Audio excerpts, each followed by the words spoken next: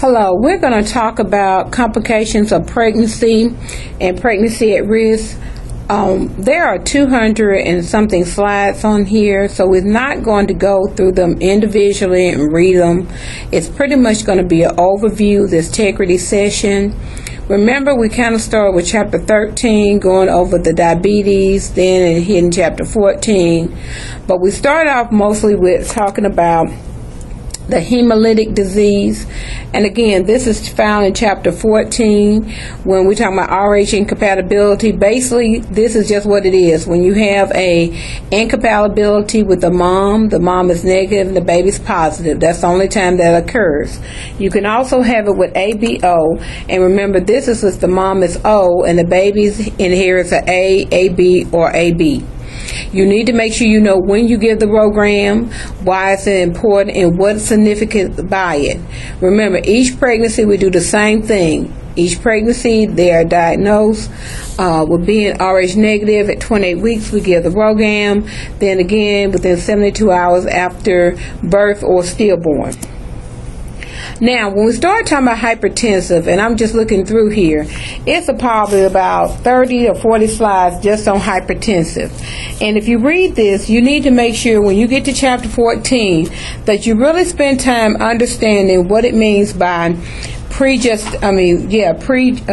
gestational diabetes, chronic hypertension. Chronic hypertension is anything before the 20th week, or if you already had hypertension. Then you need to start talking about PIH.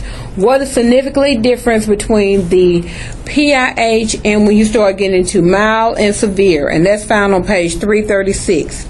Remember, a lot of complications happen to them. They was talking about the disparity when it goes to race. You need to make sure you understand that. Make sure you understand all the components of dealing with pregnancy-induced hypertension, significantly the blood pressure. Also, you deal with the protein as well as the swelling.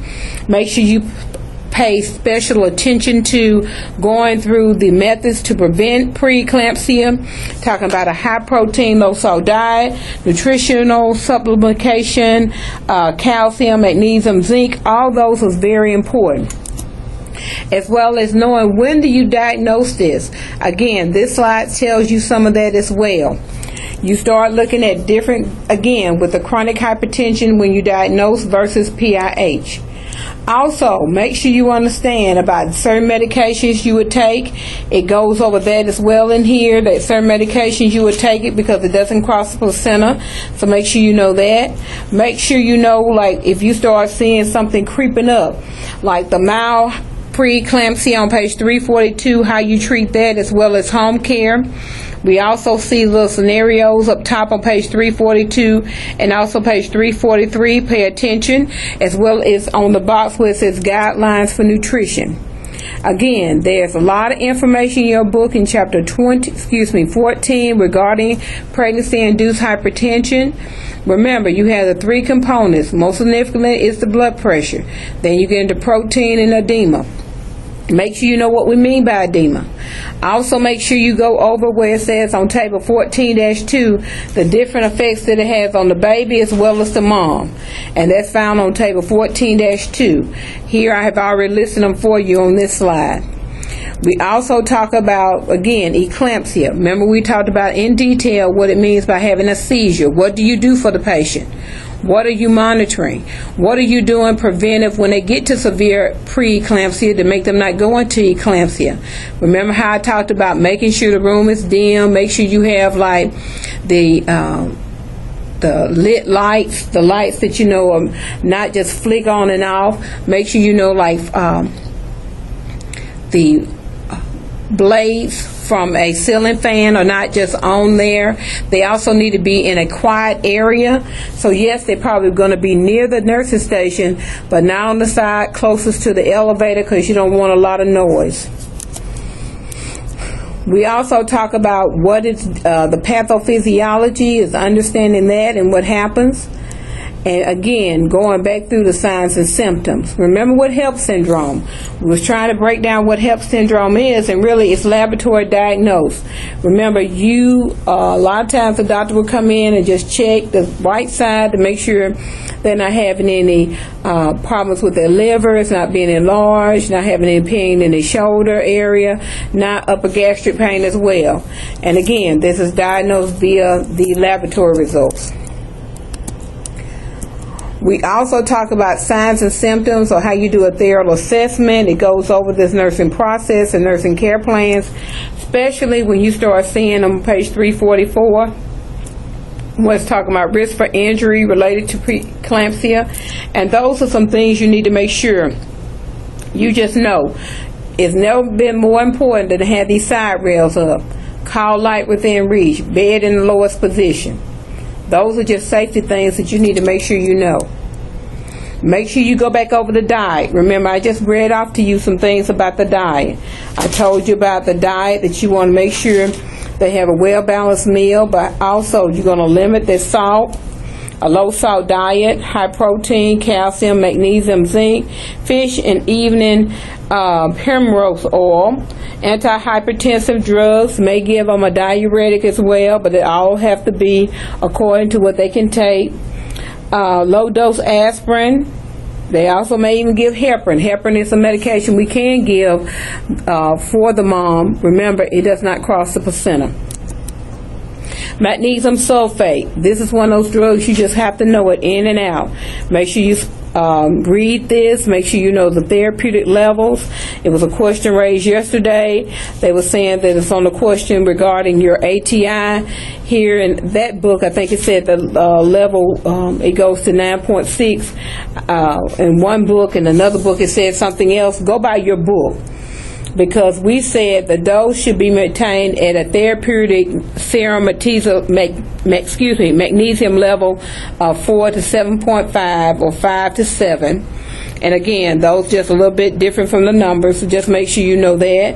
Make sure that you should be monitored closely with the blood pressure, pulse, and respiratory status, because it is a respiratory depression type drug. It's a tocolytic. It's a #1 tocolytic of choice for preterm birth. Always remember, if they get eclampsia, your major priority is airway. You got to make sure you maintain the airway. Make sure you know, even if they take the mag sulfate in postpartum, they're going to keep it on for like 12 to 24 hours, because people have been known to have PIH or symptoms of PIH in the postpartum period, even if they didn't have it in labor. We talked about the subject Hyperemesis Gravidarum. Gravidarum means pregnancy, hyper means increased, emesis means vomiting. And this is where you get in signs of symptoms of electrolyte imbalance. Make sure when you go back and review over this, again, this is found in chapter 14. When you start looking at this, what's the incidence and what do you do? The major thing is finding out if they actually have became electrolyte imbalance, and they're going to have to restore the fluid. Make sure you know, if they try to give them potassium, that they have to have a void before you start any type of potassium. Potassium is one of those drugs that's excreted by the kidneys, and we got to make sure they have good kidney function, because you don't want their kidneys to fail because of that. Also, make sure you know to give good mouth care, and we talked about that in class when you're dealing with Hyperemesis Gravidarum. Hemorrhagic disorders. Remember, we talked about hemorrhagic disorders in pregnancy or medical emergencies. We talked about incompetent cervix. That's when the cervix tries to become actually dilated, and they do what's called a prophylactic cerclage, placed at 11 to 15 weeks of gestation, and this is to help for the baby to be maintained in utero. She's going to be followed up very thoroughly by the obstetrician. This is something you just don't let her do and go home. She's going to be followed up very closely. And it shows you in the book about incompetent cervix, and it's pretty much your job is just to assist the physician, because they'll do this, but it's pretty much is placed at 11 to 15 weeks of gestation, and which the woman is told to refrain from intercourse prolonged. no more standing than normal, heavy lifting, more than 90 minutes. She is monitored at rest at her pregnancy with ultrasound scans to assess the cervical shortening and funneling.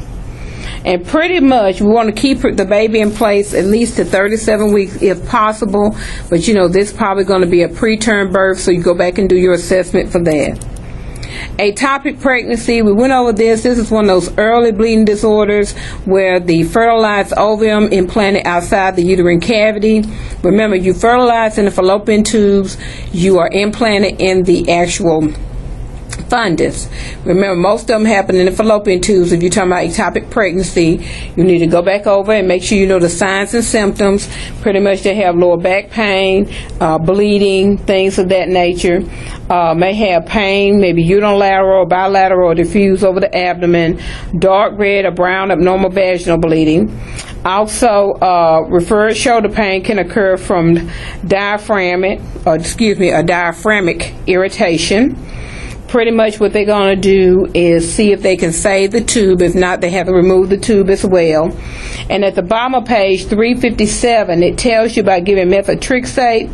And methotrexate is a medication. I know a lot of you probably heard of this from cancer, but we get it as decrease the actions of dihydrofolic acid, reduced taste enzyme, which stops growth of actively proliferating tissues such as a tumor or fetus. It's immunosuppressant, so it is immunosuppressant. It's used for ectopic pregnancies, rheumatic conditions, things such as that. So again, we try to do what you call a salpinge oostomy, possible before the rupture.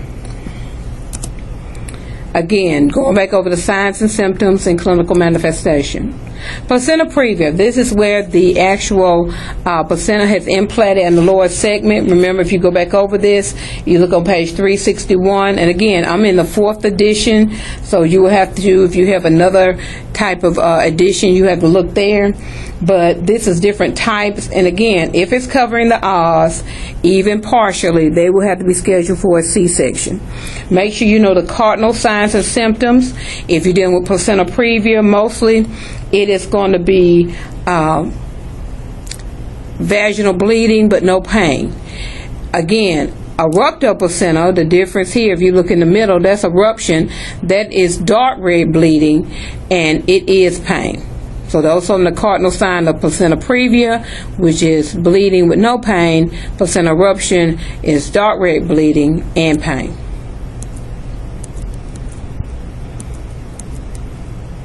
Clotting disorders, you know, the normal clotting, delicate balance between homeostasis, exists between opposing homeostatic and hemolytic systems.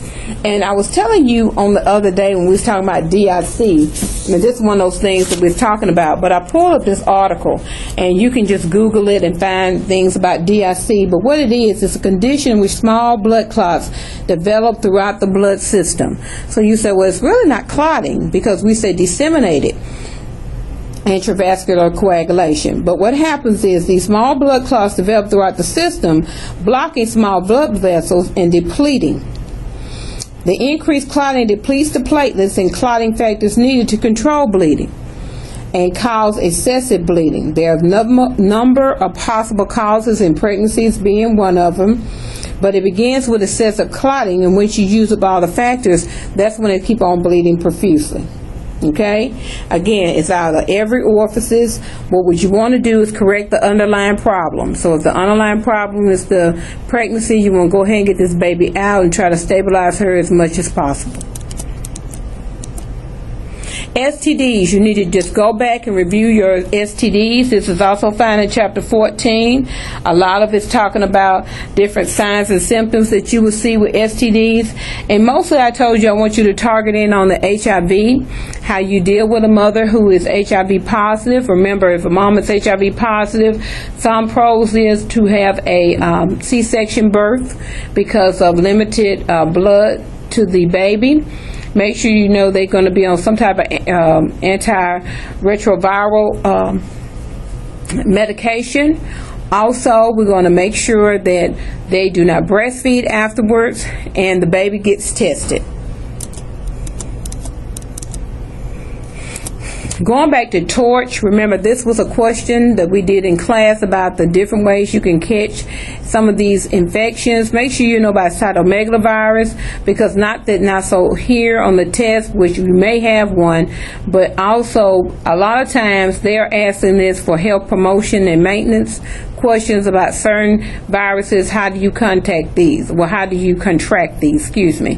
Cytomegalovirus, remember, it's dealing with body fluids. Trauma, the main thing we try to do is prevent. We don't know that if we have to get the mom assessed to find out the extent of if the mom and the baby can survive. We want to make sure we get them closely to the emergency room so they can assess that. Diabetes. Now, diabetes is a step back in chapter 13, and again, you should know pretty much about what diabetes is. You pretty much have had some patient with diabetes, but when we deal with pregnancy, we just deal with a little bit different. You're going back to your pathophysiology, which actually happens. You may have a decrease of insulin production or an adequate supply of insulin production, and remember, insulin would drive glucose to the cell for energy. So you don't have it. Again, if you will look on bottom of page 297, that is a good diagram, and it shows you according to the weeks of gestation what actually happens in the body. Remember, you have a change in insulin needs beginning in the first trimester. Your insulin need is reduced because of increased insulin production, so you wouldn't necessarily check the blood sugar there. But when you get to the second trimester, that's when you start having these placental hormones, insulinase and cortisol, that blocks the actual action of insulin. That's why a lot of times they go ahead and do your fasting blood sugar then. Pretty much the window is 24 to 28 weeks. We assess your blood sugar if it's known to be abnormal. Some people say 135, some people say 130, but somewhere in that range they will do a 3-hour blood glucose, and if you have two abnormals with a 3-hour blood glucose, they pretty much say you have gestational diabetes and try to treat you with diet first. If not, they try to give you insulin. Insulin is a drug of choice if you need medication when you're pregnant because it does not cross the placenta. It tells you about monitoring the glucose level and fetal surveillance, complications during hospitalization, and determine the date and mode of birth.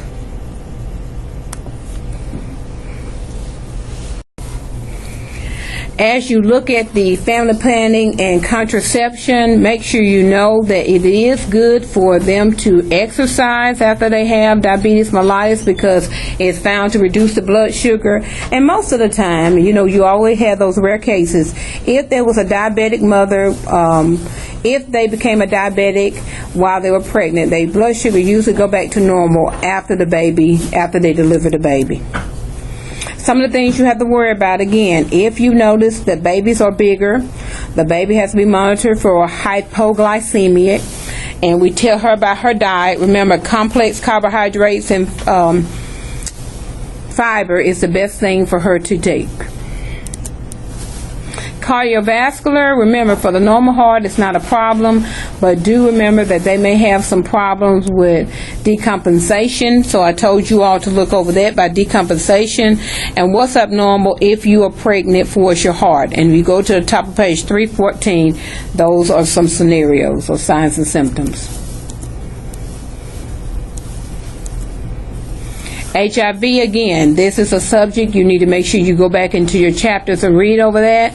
Also make sure you know that some of the complications is preterm labor. So if this patient is found to be HIV positive while pregnant, they're going to go back and monitor her very closely. When you have discomfort of labor, you need to make sure you look over those topics. In chapter 16, it talks about the 4 big ones, and that is your prudental block. Remember, that's a low shot block. It's right there regional, and what you usually do this if they're having problems just with pushing, or they need to do a episiotomy or some type of laceration repair, that's when we do the actual prudental block. We also have our Epidural, this is found on page 411. It shows you how you do the epidural. Also, you need to make sure you remember the signs and symptoms that you need to monitor before, as well as who has potential risks afterwards. And remember, the contraindications for having also an epidural. Spinal block, it also shows you in the book where you deal with spinal as related to difference between epidural. Make sure you look at that on page 411, as well as some of the signs and symptoms that you have. Major thing with spinal, you worry about spinal headache. Also, when you start talking about the epidural, you're worried about low blood pressure. So you need to make sure you look over that. We talked about also some other medications that you may need to give, and these are like your opiate agonists, analgesics, as well as your agonist antagonist drugs. These are all found on page 408 and 409, dealing with your fentanyl, your Stadol, and also your antagonist only is your Narcan. Make sure you know the signs and symptoms when you give it, what you do afterwards. And our last drug we're going to talk about here is your general anesthesia. And again, if you have to have emergency C-section and may need to put her under quick, make sure you know to check her afterwards to make sure she doesn't get aspiration pneumonia. 17 is talking about fetal assessment. Again, I'll caution you to go back to chapter 9 to make sure you get a thorough overview of what it means by contraction stress test, non-stress test. Make sure you know that. Make sure you know the difference between early, late, and variable deceleration. Those are the major things. And what do? It tells you quickly in here what you need to do if you notice any of that and what is the major thing. Remember, with early deceleration, that really means that is reassuring.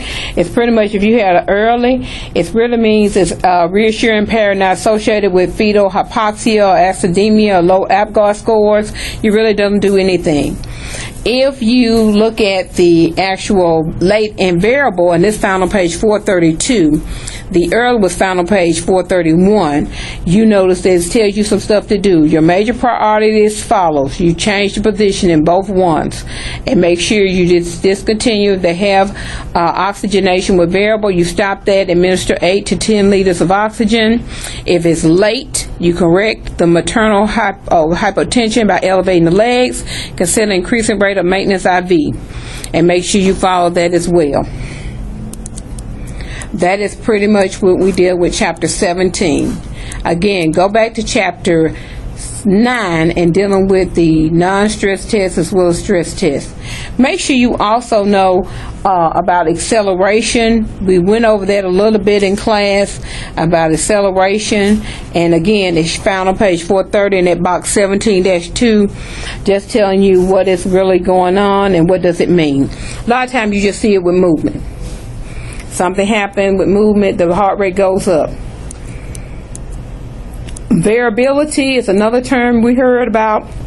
That's dealing with change in pattern, and sometimes you just see this change, and again, change is good because if you're doing something, if the mom is doing something, then something happens to the baby's heart rate. Remember, how we know the baby's getting oxygenation? Through the increased heart rate.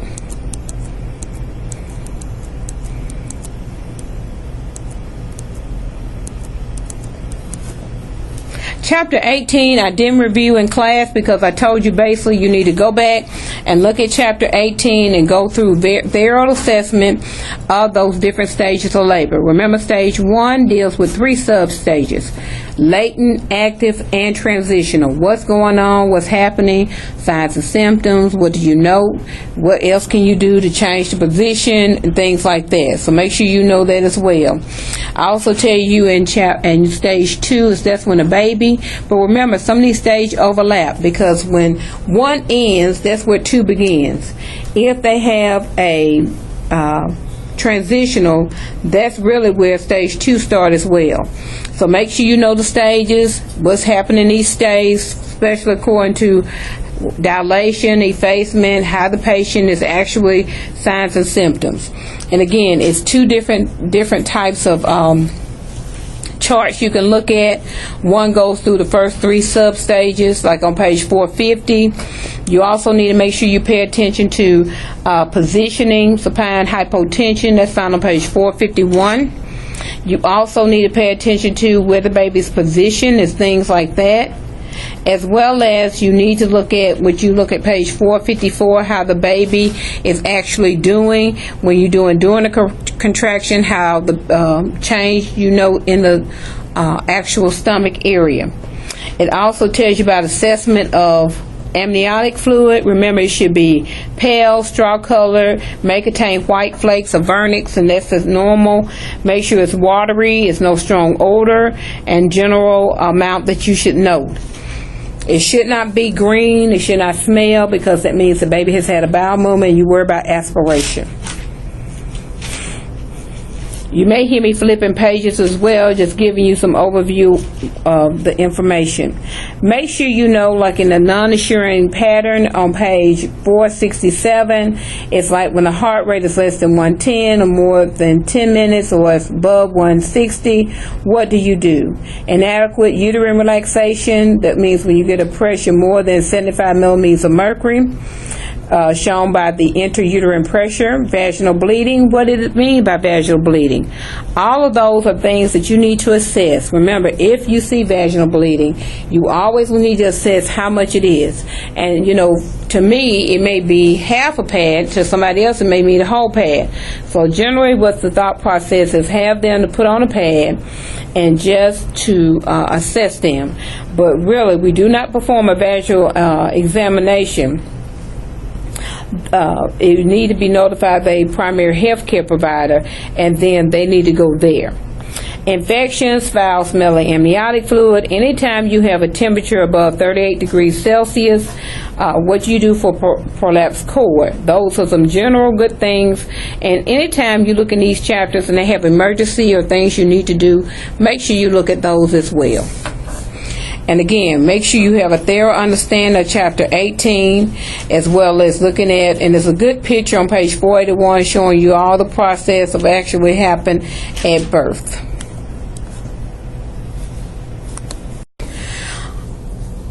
The next big chapter that we talked about is really Chapter 19. And I thought about basically just telling you, you need to read it back and forth and make sure you understand it. Because that's basically the best advice I can give you all for Chapter 19. I know sometimes when you're doing a review, you want to see the actual, somebody point out this and that. But basically Chapter 19 is labor at risk. And it goes over things like complications, like especially going over that big thing about preterm. We told you about when it happens. And again, you're not looking at norm. Yeah, it happens between 20 and 37 weeks. But what are some things to let you know they're going to preterm labor? What are your biochemical markers letting you know that? What about the other things that you know that can cause preterm labor? What's some of your role in, if you know that this patient is a high risk for preterm labor, what's some things that you need to be looking at and make sure it's ordered? Remember, amniocentesis, test our LNS ratio, looking at those biochemical markers. Remember I told you the two major ones are the fetal fibronectins, which are glycoproteins, and also you need to look at the salivary estrol. Those are the two ones. What does those mean? Does that mean it's definite pregnancy versus what does the endocervical lymph means? So you need to get a thorough understanding of that big section where it's talking about preterm birth and preterm labor. And looking at not only the mom, but it's the baby as well, and things we need to do. So that's pretty much, again, that's in the first couple of pages. You need to make sure you read over that. It also tells you about lifestyle modifications. Make sure you understand what kind of modifications they need to have for the actual pregnancy process. We also talk about suppression of uterine activities. A common one we talk about is Magnesium Sulfate. Now remember, it also is an anticonvulsive. So a lot of times they do give it from actual suppression of pregnancy. Some of the things they may give IV, which Magnesium Sulfate can be given IV. We also can give breathing, and this can be given orally. One thing that breathing causes you to have what? Increased heart rate. Remember that question where it says, remember, some of these medications have dual function, like terbutaline is also a bronchodilator. Anytime, a lot of times you take bronchodilators, they increase your what? Blood sugar. That's something that you have to make sure of, and not just for this, because I hope you all are not reviewing this just to test, but make sure you understand this thoroughly for the boards, because you need to make sure anything that you understand, if they have a dual function. I remember, and this going off the side here, but we used to talk about compazine. Most of us know compazine is an old drug for nausea, but it also was used as also a sedative and also for some of their tranquilizer effects. So again, if you see compazine, everybody would think, oh, she's nauseating, but it also has those properties as well. Make sure you understand about tocolytics. Also make sure you know about Udipar. Again, the breathing, Magnesium Sulfate, and the Induced, Procardia. All these drugs have been used, are commonly used for the purpose of to stop pregnancy and also for cessation of uterine contractions. Now, what do we know about Procardia? It's a heart drug. It's a heart, for blood pressure. So again, you need to make sure if it's used for that they will have problems with their blood pressure as well. So that needs to be monitored. Going to page 495, the terbutaline is found there. Remember, it relaxes the smooth muscles. And again, if you're talking about muscle, what is the uterus? A big muscle, as well as Magnesium Sulfate, Induced, and also Procardia. Adalat is another actual blood pressure medicine you may see is Procardia that can be used. So make sure you know these medications, as well as do they have a therapeutic range like Magnesium Sulfate does. Here on page 494 it tells you on the nurse alert, caution may be used when administering IV fluids to women in preterm because of the practice of increased risk for tocolytic induced pulmonary edema. So you have to make sure you worry about how much fluid. You never just have a woman who's in labor just have on a pump or just have a wide open IV. You need to have it on a pump, because you need to make sure you're noticing what's going on, because changes can happen rapidly.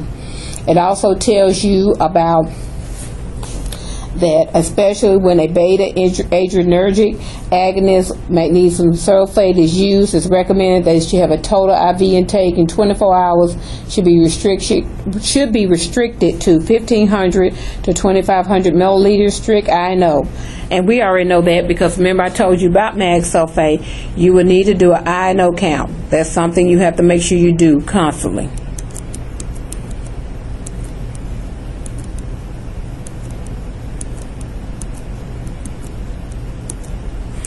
Again, going back to a previous, right here, the antenatal glucocorticoids. Remember how you talk about dexamethasone and betamethasone? These are some medications that we need to make sure that we know about. Again, on page 496. And again, please, y'all, do not try to memorize these. Understand them, because just like we was breaking down terbutaline, okay, it relaxes smooth muscle, because if I know if it's a bronchodilator, that's what most of bronchodilators do. What am I giving this for? Because a uterus is a muscle. Well, same here. You're talking about glucocorticoids. These are things like steroids. Why do we give steroids? Mostly for swelling.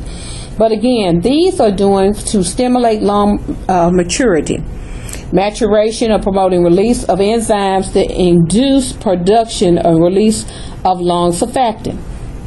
So again, this is what we give. We give betamethasone or dexamethasone. And it tells you here that you can give, if it's beta, 12 milligrams times 2 doses in 24 hours apart. If it's dexamethasone, it's 6 milligrams IM times 4 doses, 12 hours apart. Make sure you understand those thoroughly. We also know when you do not give the anticorticoids. These are people who are at risk for cord prolapse. You don't want to give them there. Also, you don't want to give them from chorioamnionitis because they have an infection, and also rupture placenta. And not just not knowing that you don't, but reason why you don't give them. So make sure you understand that, because we also talk about premature rupture of membranes. Premature rupture of membranes is anytime you have rupture of amniotic sac or leakage of amniotic fluid beginning at least 1 hour before the onset, not just the onset of labor, of any gestational age, at any gestational age. Make sure you know what you're at risk for. Why would you know they actually have premature rupture of membrane? How we test it. If a person came in, what's our priority? Heart rate, and then checking that fluid to make sure it's actually leakage. We talk about dystocia. Dystocia is a big section, starting on page 497. It tells you it's dysfunctional labor from abnormal uterine contractions, preventing normal process of cervical dilation. That means you're not progressing like you should. Effacement, remember that's the thinning. And descent, that means the baby's coming down. We talk about different types of ways that you, or where different reasons for you to have dysfunctional labor as related to dystocia, and it talks about body build. Remember I told you about in class, birthing hips, overstimulation with oxytocin. Well, you know you're not going to have labor like it is because it's going to cause it to be too stimulated. Make sure you read over this. Make sure you understand about the hypo and hypotonic. Why does it happen with hyper? What do you do? What's your signs and symptoms? What is your treatment option? What's your treatment options for hypotonic? Things such as that.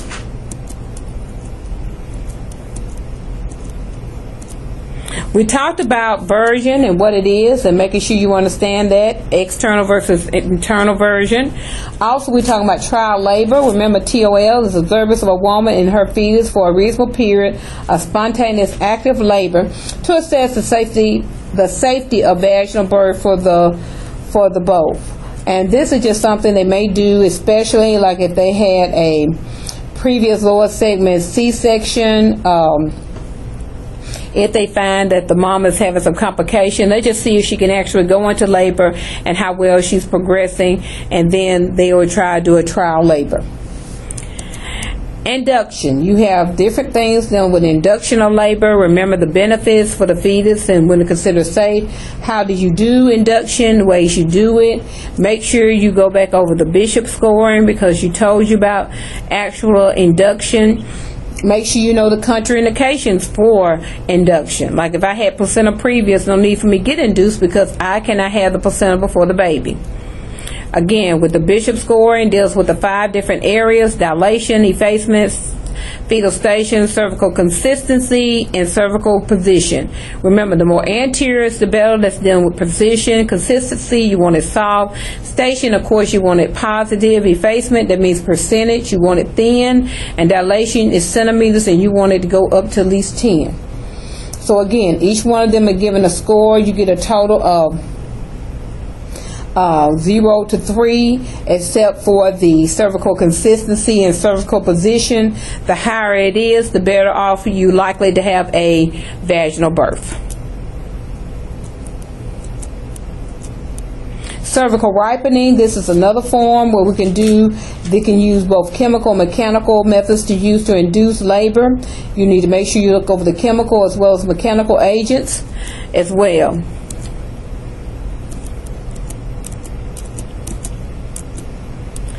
We talked about amniotomy. Amniotomy is where you actually go in, artificial rupture the membranes. Make sure you know your signs and symptoms that you need to do to let you know that the membranes have ruptured. Make sure you know what's your immediate action after the membranes have ruptured. On page 506, it tells you about cytotech, and this is that ripens the uterus. Is used for pre-induction cervical ripening. And what do you do? Also, make sure you look at the prostaglandin E2 used, the Cervidil or the Prepidil gel. And these are found on page 506 and 507. Oxytocin, make sure you know about oxytocin. Remember, women naturally have oxytocin released from the posterior pituitary. Make sure you know the signs and symptoms of what happens when you have oxytocin. Now again, a lot of times we give Pitocin, which that is the man-made form of oxytocin, which you need to be monitoring, because again, you don't want those contractions lasting no more than 90 seconds and coming no faster than 2 minutes apart. If it's more than 2 minutes, if it's less than 2 minutes, or the contractions lasting more than 90 seconds, then you need to make sure that you're not hyperstimulating. Augment means that you already had the contraction started or labor started, but it hasn't progressed. So things you can do is start the oxytocin, amniotomy, and nipple. Forceps, make sure you understand forceps delivery, what can happen if you have forceps delivery, and the signs and symptoms there. Go to going back to oxytocin, page 508. Make sure you know about box 19-2, the indications and contraindications for oxytocin for induction or augmentation, as well as knowing nurse alert and knowing how you need to look at the fetal heart rate. Again, it says at the bottom, if you notice the discontinue for more than 30 to 40 minutes, look at the rate and read that information. I just said that 30 to 40 minutes, but really you need to look at the rate and see how it's going. Vacuum assisted, remember you need to just assess the baby's head after this done.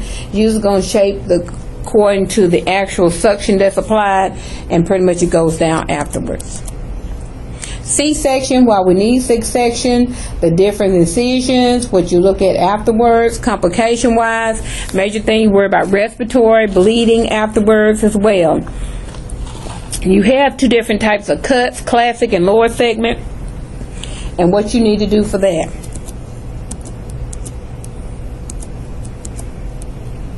You can have a vaginal birth after C-section, all depends on how the uterus was cut. Postterm, it's still some controversy with this. Should you go ahead and induce labor if the baby has not decided to come out?